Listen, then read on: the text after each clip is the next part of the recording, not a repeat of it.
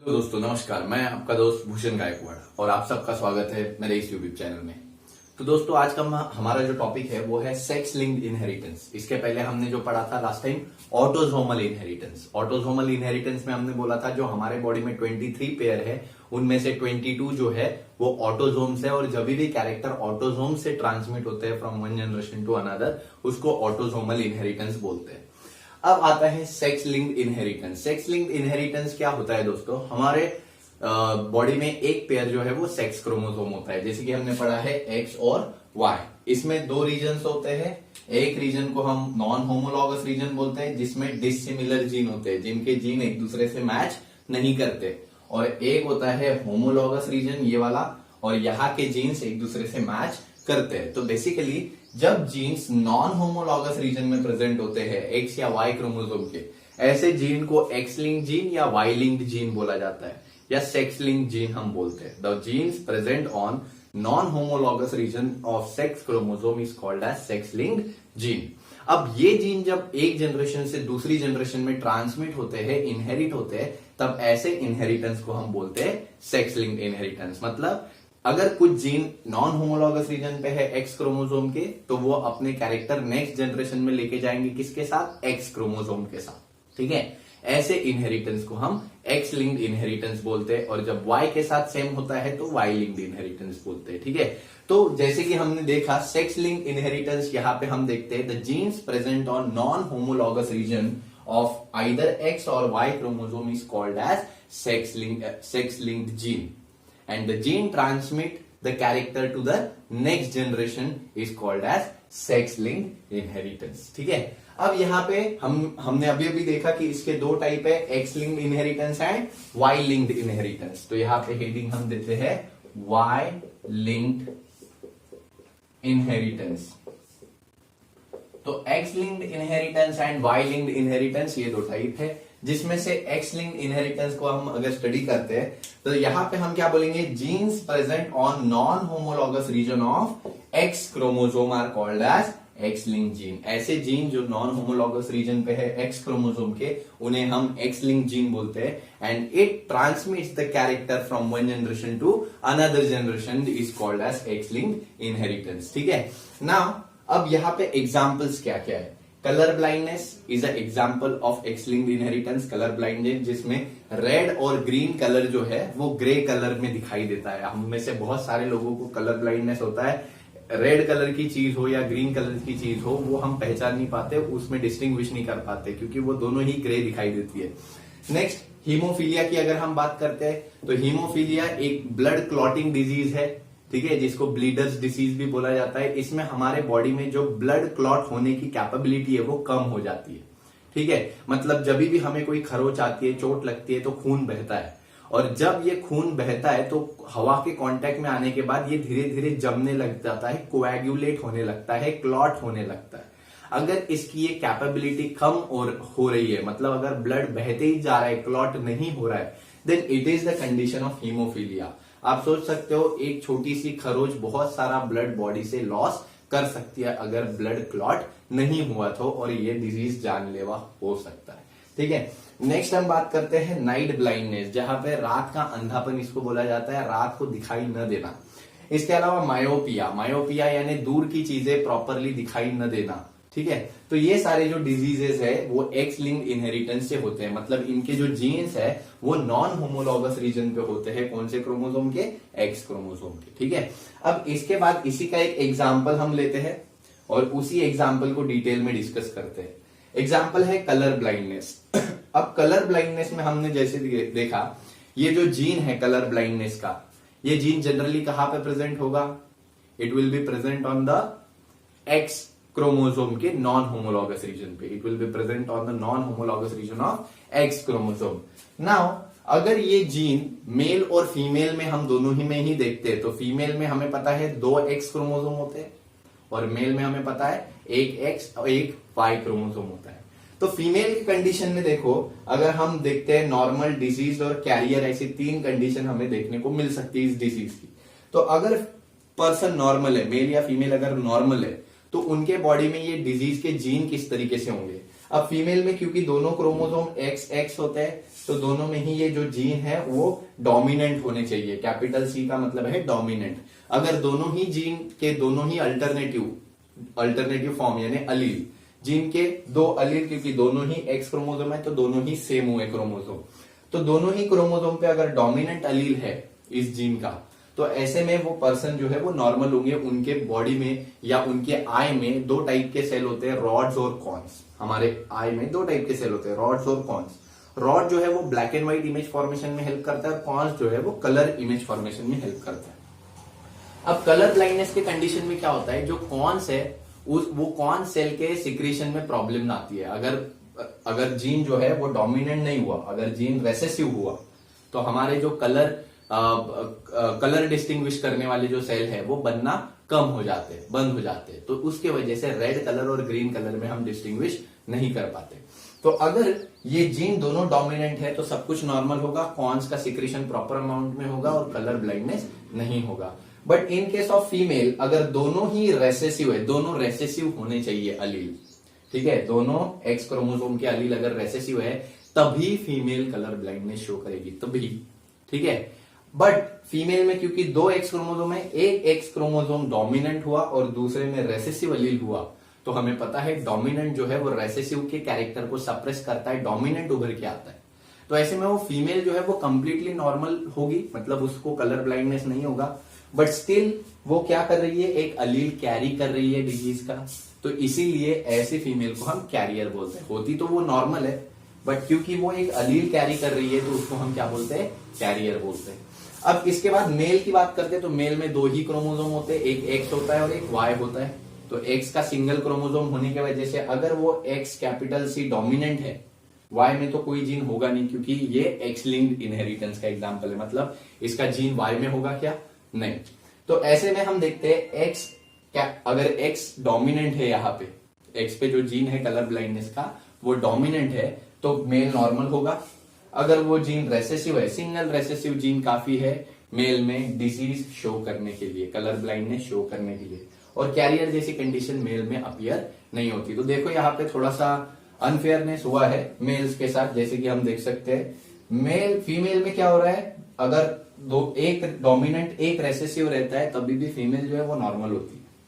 एक डोमिनेंट एक रेसेसिव, मतलब एक रेसेसिव अलील फीमेल में है, but still the female is normal, but वो कैरियर है, वो सिर्फ डिसीज को कैरी कर रही है, ठीक है। वहीं पे मेल में अगर हम देखते हैं एक रेसेसिव अलील है और दूसरे में तो कुछ है ही नहीं, एक ही रेसेसिव अलील मेल में काफी होता है डिसीज को शो करने के लिए। तो ज्यादातर मेल्स में जो है वो एक्स लिंक्ड इनहेरिटेंस का डिसीज हो सकता है, फीमेल्स में इसके चांसेस कम होते हैं, क्योंकि फीमेल में दोनों रेसेसिव होंगे तभी होगा। तो फीमेल को कलर ब्लाइंडनेस या एक्स लिंक्ड इनहेरिटेंस के जो भी डिजीजेस है वो फीमेल में होने के चांसेस स्लाइटली लेस होते हैं, बिकॉज उनमें दोनों अलील रेसेसिव होने चाहिए। बट मेल में होने के ज्यादा चांसेस होते हैं, इसीलिए क्योंकि मेल में एक रेसेसिव अलील भी काफी है, क्योंकि उसको काउंटर करने के लिए वाई क्रोमोसोम के पास कोई भी अल्टरनेटिव अलील नहीं है, ठीक है। अब ऐसे में हम आगे देखते हैं, तो कलर ब्लाइंडनेस मेल का अगर क्रॉस हुआ, एक मेल है जो कि कलर ब्लाइंड है, मतलब उसमें स्मॉल सी है, डिजीज मेल है, ठीक है। तो यहाँ पे एक कलर ब्लाइंड मेल का क्रॉस होता है एक नॉर्मल फीमेल के साथ, फीमेल कंप्लीटली नॉर्मल है।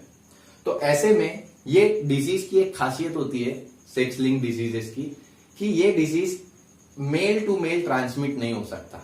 एक्स लिंक डिजीजेस जो है वो मेल टू मेल ट्रांसफर नहीं होता, मतलब मेल से अगर ऑफस्प्रिंग मेल है तो वो मेल जो है वो डोमिनेंट मतलब जो मेल है वो डिजीज नहीं होगा, ठीक है। तो यहाँ पे कलर ब्लाइंड मेल का मैरिज हो रहा है एक नॉर्मल फीमेल के साथ, तो अगर इसकी नंबर ऑफ पॉसिबिलिटीज देखते हैं ऑफस्प्रिंग की हम, तो क्या होगी, जैसे कि हमने यहाँ पे इनके गमेट सेपरेट कर लिए हैं प्यूनेट स्क्वायर से। अब इसकी पॉसिबिलिटीज हम देखते हैं एक्स कैपिटल सी और एक्स स्मॉल सी। तो यहाँ पे जो फीमेल है वो कैरियर हुई, सेम यहाँ पे भी एक्स कैपिटल सी यहां से और एक्स स्मॉल सी, ये भी फीमेल कैरियर हुई। तो दो फीमेल जो है वो कैरियर हुई। और मेल की अगर हम बात करते तो एक्स कैपिटल सी, क्योंकि फीमेल से एक्स आएगा और मेल से क्या आएगा, वाई, और फीमेल से फिर से एक्स कैपिटल सी और मेल से क्या आएगा, वाई। तो दोनों मेल कैसे हुए, नॉर्मल। देखो डिसीज मेल था, कलर ब्लाइंड मेल था, बट उसका ऑफस्प्रिंग कलर ब्लाइंड है क्या? नहीं। कभी भी एक्स लिंक जीन में खासियत है कि खासियत क्या, ये बहुत सिंपल सा फिनोमिना है कि फीमेल मेल से डिसीज ऑफस्प्रिंग मेल में ट्रांसफर नहीं होता। बट अब अगर इन दोनों का मैरिज किया जाए, एक कैरियर डॉटर, क्योंकि ये दोनों पेरेंट है तो ये इनकी डॉटर हुई, अब ये कैरियर डॉटर का हम क्रॉस करते हैं एक नॉर्मल मेल के साथ, तो वही सेम क्रॉस लिया है हमने। डॉटर कैरियर है यहाँ पे कैपिटल सी स्मॉल सी, और मेल नॉर्मल है कैपिटल सी वाई। ठीक है, तो ऐसे में हम देखते हैं कि प्यूनिक स्क्वायर से अगेन पॉसिबिलिटी क्या आ सकती है।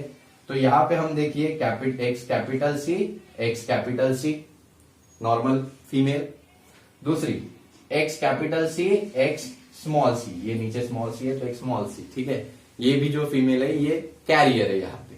ठीक है, तो एक नॉर्मल फीमेल एक कैरियर फीमेल। अब यहाँ पे मेल का देखते हैं। अब क्योंकि फीमेल है तो एक फीमेल ने कैपिटल सी भेजा और मेल ने वाई भेजा। ठीक है, फीमेल ने एक क्रोमोसोम कैपिटल सी भेजा, एक वाई भेजा मेल ने। ठीक है, तो मेल क्या हुआ? नॉर्मल। अब लास्ट में देखो फीमेल का जो ये स्मॉल सी वाला एक्स क्रोमोसोम है वो मेल में जाएगा और मेल वाई भेजेगा, तो यहाँ पे मेल क्या होगा? Deceased, colour blind. ठीक है, तो ये कैरियर डॉटर से डिसीज कहां पे आता है? दैट इज मेल में आता है। कभी भी डिसीज कैरियर डॉटर से मेल में जाने के चांसेस बहुत ही ज्यादा होते हैं। तब ऐसे में अब ये पूरा इनहेरिटेंस की अगर हम बात करें तो इसको एज ए जनरेशन हम अगर देखते हैं तो ये एक पैरेंट जनरेशन हो गई, ये ऑफस्प्रिंग जनरेशन हो गई, और ये ऑफस्प्रिंग के भी आगे की जनरेशन हो गई, मतलब ग्रैंडसन जनरेशन हो गई, ग्रैंड चिल्ड्रन। तो यहां पे देखो हुआ क्या है, अभी ये अगर एक ग्रैंडफादर है तो ये ग्रैंडफादर अपना जो डिजीज का जो जीन है वो ट्रांसफर कर रहे हैं फीमेल में, जिसको कैरियर डॉटर बोल सकते हैं, और कैरियर डॉटर ये अपना डिसीज का जीन ट्रांसफर कर रही है कैरियर सन में, अपने सन में, यानी ग्रैंडफादर के ग्रैंडसन में। ठीक है, तो ऐसे में डिसीज कैसे कैसे ट्रांसफर हो रहा है? डिसीज अपीयर हो रहा है ग्रैंडफादर में, ठीक है, नेक्स्ट वो ट्रांसफर हो रहा है कैरियर डॉटर में, और कैरियर डॉटर के थ्रू ट्रांसफर हो रहा है ग्रैंडसन में। तो ऐसे डिसीज को हम बोलते हैं, या ऐसे इनहेरिटेंस को हम बोलते हैं criss cross inheritance. Disease transmitted from grandfather to grandson. Grandfather से डिसीज कहां पे ट्रांसफर हुआ? ग्रैंडसन में ट्रांसफर हुआ। किसके थ्रू ट्रांसफर हुआ? कैरियर डॉटर के थ्रू ट्रांसफर हुआ। तो ऐसे डेफिनेशन को हम बोल सकते हैं that is disease transmitted from grandfather to grandson through carrier daughter is called as criss cross inheritance. ठीक है, तो ये था हमारा एक्स लिंक्ड इनहेरिटेंस के बारे में, जिसमें हमने कलर ब्लाइंडनेस को बहुत ज्यादा डिटेल में पढ़ा। इसके अलावा हीमोफीलिया की भी थोड़ी बात कर लेते हैं। हीमोफीलिया भी सिमिलर ऐसे ही अगर करते हो प्रॉब्लम सॉल्व तो हीमोफीलिया का भी ऐसा ही पूरा का पूरा सेटअप होता है। बस यहाँ पे हम एक्स कैपिटल सी के जगह एक्स कैपिटल एच लेंगे हीमोफीलिया के लिए, ठीक है, डोमिनेंट के लिए, और रेसेसिव के लिए क्या लेंगे? X small H. ठीक है, तो एक्स कैपिटल एच डोमिनेंट हुआ, एक्स स्मॉल एच डिजीज हुआ, x capital H small H वो क्या हुआ? कैरियर हुआ। तो सेम ऐसा ही करना है, बस एक्स कैपिटल सी को एक्स कैपिटल एच से रिप्लेस करना है और एक्स स्मॉल सी को एक्स स्मॉल एच से रिप्लेस करना है, और बाकी का जो प्रॉब्लम आएगा आपका वो सिमिलर आएगा। बस यहाँ पे कैरियर, यहाँ पे डिसीज में कलर ब्लाइंड की जगह हमको हीमोफिलिक मेल लिखना है और यहाँ पे हीमोफिलिक मेल लिखना है। ठीक है, यहाँ पे कैरियर फीमेल। ठीक है, तो इस तरीके से हम देखते हैं कि डिजीज ट्रांसमिट होता है एक्स लिंक्ड इनहेरिटेंस के थ्रू, एक्स क्रोमोसोम के through from one generation to another. Haemophilia को भी अगर हम देखते हैं, हीमोफीलिया को ब्लीडर्स डिसीज बोला जाता है, जिसमें क्लॉटिंग जो है वो नहीं हो पाती, क्लॉटिंग फैक्टर नहीं बनते बॉडी में, जिसके वजह से ब्लड कोएगुलेट नहीं होता, क्लॉट नहीं होता, और उसके वजह से दिक्कत आती है आगे जाके। ब्लड क्लॉट ना होने के कारण छोटी सी खरोच भी अगर एनिमल को, ऑर्गेनिज्म को होती है तो वो ब्लड बहते रहता है और ये जानलेवा हो सकता है। इस डिसीज को, हीमोफीलिया को ही रॉयल डिसीज भी बोला जाता है, क्योंकि ये बहुत सारी रॉयल फैमिलीज को हुआ है, including the queen Victoria of England. ठीक है, तो ये सारे वजह से इनको रॉयल डिसीज बोला जाता है। अब इसके बाद हम देखते हैं Y linked inheritance. Y linked inheritance क्या है? जब भी जीन्स जो है वो नॉन होमोलॉगस रीजन पे होंगे, कौन से क्रोमोसोम के? वाई। एक्स क्रोमोसोम मैंने ऐसे ही बनाया, तो वाई क्रोमोसोम के नॉन होमोलॉगस रीजन पे जब भी जीन प्रेजेंट होंगे ऐसे जीन को हम वाई लिंक्ड जीन बोलेंगे, और इसके थ्रू जब कैरेक्टर ट्रांसमिट होंगे from one generation to another, ऐसे कैरेक्टर को हम क्या बोलेंगे, वाई लिंक्ड कैरेक्टर बोलेंगे, ठीक है, या वाई लिंक्ड इनहेरिटेंस बोलेंगे। अब ऐसे में एग्जाम्पल हम देखते हैं हाइपरट्राइकोसिस। यहाँ पे होता क्या है कि मेल के बॉडी में जो ईयर होता है, ईयर में ये जो ईयर का ये जो एक्सटर्नल पार्ट है इसको पिन्ना बोला जाता है। क्या बोला जाता है, पिन्ना।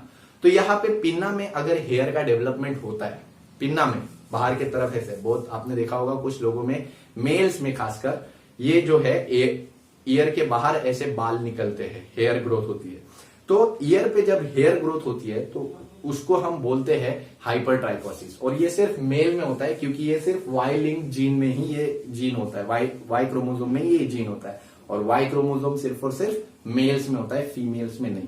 तो ये भी जो डिजीज या डिसऑर्डर या एबनॉर्मेलिटी है वो सिर्फ मेल में पाई जाती है, फीमेल में नहीं पाई जाती। क्यों? बिकॉज मेल में ही वाई क्रोमोसोम होता है, और एक जनरेशन से दूसरे जनरेशन में जब ये डिजीज जाएगा तो मेल टू मेल जाएगा। अगर फादर को हाइपरट्राइकोसिस है, कानों में बाल आ रहे, तो उसको हो सकता है उसके ऑफस्प्रिंग को भी हाइपरट्राइकोसिस हो, कानों में बाल आए, ठीक है, यानी पिन्ना पे हेयर ग्रोथ हो, ठीक है। अब इसके बाद हम देखते हैं दैट इज सेक्स डिटर्मिनेशन। तो चलिए अभी देखते हैं सेक्स डिटर्मिनेशन। सेक्स डिटर्मिनेशन हम क्या बोलते हैं, जैसे ह्यूमंस में या किसी भी एनिमल्स में जितने भी क्रोमोसोमल पेयर है उनमें से कुछ क्रोमोसोम जो है वो सेक्स को रिप्रेजेंट करते हैं कि वो मेल होगा या फीमेल। बट कुछ ऑर्गेनिज्म ऐसे हैं जिनमें हम देखते हैं कि एक ही इंडिविजुअल में दोनों ही सेक्सेस प्रेजेंट होते हैं, male as well as female.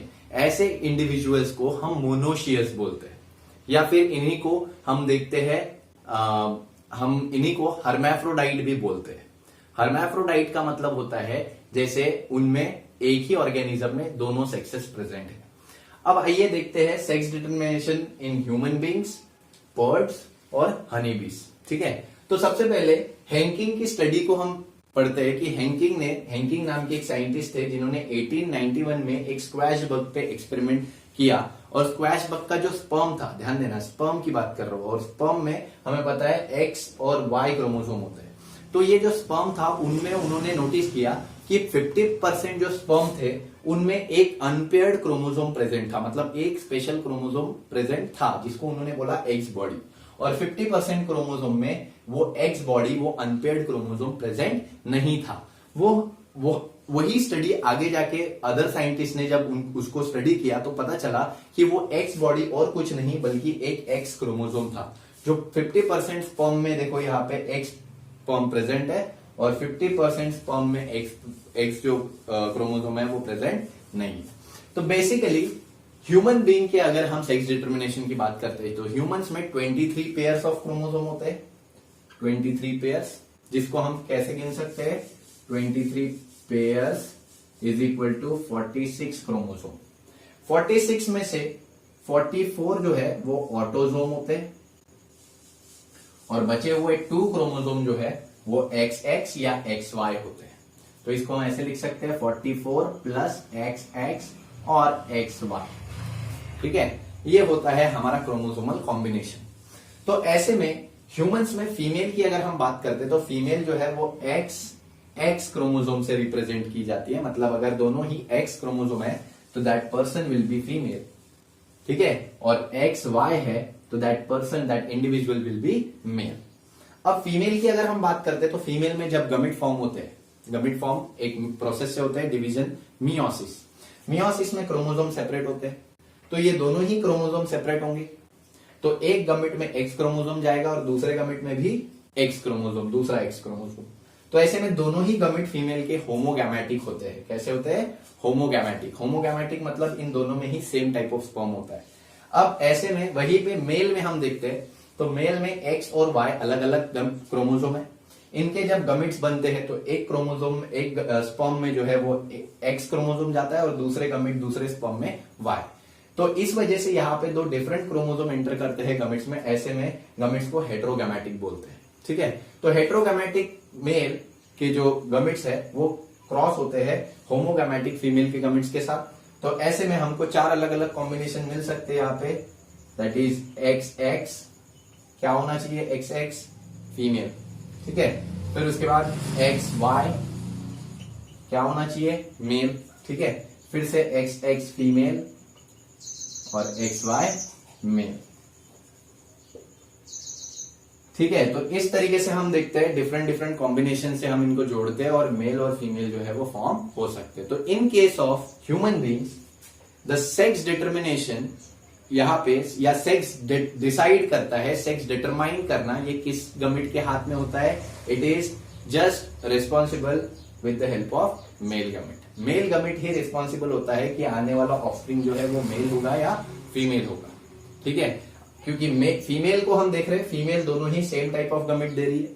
अब ये मेल पे डिपेंड करता है कि मेल अगर एक्स भेजता है तो रहेगा तो एक्स एक्स फीमेल होगा, और अगर मेल जो है वो वाई सेंड कर रहा है तो एक्स वाई मेल होगा, ठीक है।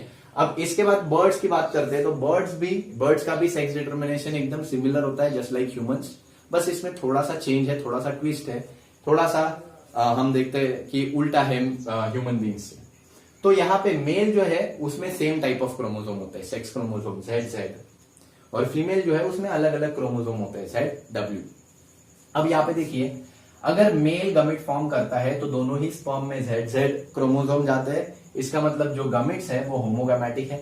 और फीमेल अगर गमिट फॉर्म करती है तो ZW दोनों अलग अलग गमिट्स में जाते हैं, एक गमिट में Z, एक गमिट में W। अब ऐसे में कौन डिसाइड करेगा सेक्स या कौन डिटरमाइन करेगा सेक्स को, ऑब्वियसली फीमेल। मेल तो एनी हाउ दोनों ही गमिट, कोई भी गमिट भेजेगा तो Z क्रोमोसोम ही जाना है। अब फीमेल अगर Z के साथ Z को भेजती है तो Z होमोगैमेटिक मेल होगा। अब मेल तो फिर से Z ही भेजेगा। फीमेल अगर W भेजती है तो ZW फीमेल होगा। तो यहां पे सेक्स डिटर्मिनेशन जो है वो डिटरमाइन कौन करता है, फीमेल डिटरमाइन करती है। Female is responsible for the main sex of a bird. तो अभी हम देखते हैं हनी बीज में क्या होता है। एक्चुअली हनी बीज में टोटल क्रोमोसोम नंबर जो है वो 16 पेयर्स होता है। 16 पेयर्स को हम बोलते हैं 2n, यानी टोटल क्रोमोसोम नंबर कितना हुआ 32, ठीक है। तो 2n अगर क्रोमोसोम नंबर होता है, मतलब अगर किसी इंडिविजुअल में हनी बीज के पूरा का पूरा 16 पेयर है, 32 क्रोमोसोम है, तो ऐसे में जो फीमेल है वो जो इंडिविजुअल है वो डेफिनेटली फीमेल होगा, क्योंकि उसमें पूरा कंप्लीट क्रोमोसोम नंबर है, डिप्लॉइड, ठीक है। बट वही उसी दूसरी केस में अगर किसी इंडिविजुअल में हाफ क्रोमोसोम नंबर है, दैट इज 16 है, ओनली हैप्लॉइड क्रोमोसोम नंबर, तो 16 क्रोमोसोम नंबर के केस में ऐसे इंडिविजुअल को हम मेल बोलेंगे, ठीक है। तो जब हम देखते हैं फीमेल जब गमिटोजेनेसिस करता है, गमिट फॉर्म करती है, तो यहाँ पे फीमेल जो है वो हैप्लॉइड गमिट फॉर्म करती है with the process of meiosis, क्योंकि मियोसिस में डिप्लॉइड क्रोमोसोम नंबर जो है वो हैप्लॉइड में कन्वर्ट होता है और गमिट्स हैप्लॉइड फॉर्म होते हैं। वहीं पे मेल को गमिट फॉर्म करने के लिए अब मियोसिस में हाफ क्रोमोसोम को और ज्यादा हाफ नहीं किया जा सकता, तो ऐसे में मेल जब गमिट फॉर्म करता है तो वो माइटोसिस परफॉर्म करता है। क्या परफॉर्म करता है, माइटोसिस, जिसमें क्रोमोसोम नंबर सेम होता है 16, ठीक है। तो मेल में भी हैप्लॉइड गमिट फॉर्म होते हैं और फीमेल में भी हैप्लॉइड गमिट फॉर्म होते हैं। अब इन हैप्लॉइड गमिट को जब हम क्रॉस करते हैं तो एक हैप्लॉइड मेल गमिट फीमेल गमिट के साथ क्रॉस होता है और फिर से हैप्लॉइड डिप्लॉइड फॉर्म होता है, और डिप्लॉइड क्या था, फीमेल, तो बेसिकली फीमेल फॉर्म होती है। बट फीमेल में कुछ गमिट ऐसे होते हैं, फीमेल गमिट कुछ ऐसे होते हैं जो अनफर्टिलाइज रह जाते हैं, मतलब उनको फर्टिलाइज नहीं हो पाते वो किसी भी मेल गमिट के साथ, तो आगे जाके वो डेवलप कर जाते हैं मेल में, ठीक है। तो ये था sex determination of human beings, birds और हनी बीज। अगर मेरा वीडियो आपको पसंद आता है तो प्लीज लाइक कीजिए, अपने दोस्तों के साथ शेयर कीजिए और चैनल को सब्सक्राइब कीजिए अगर आप इस चैनल पे नए हैं, ठीक है। तब तक के लिए धन्यवाद।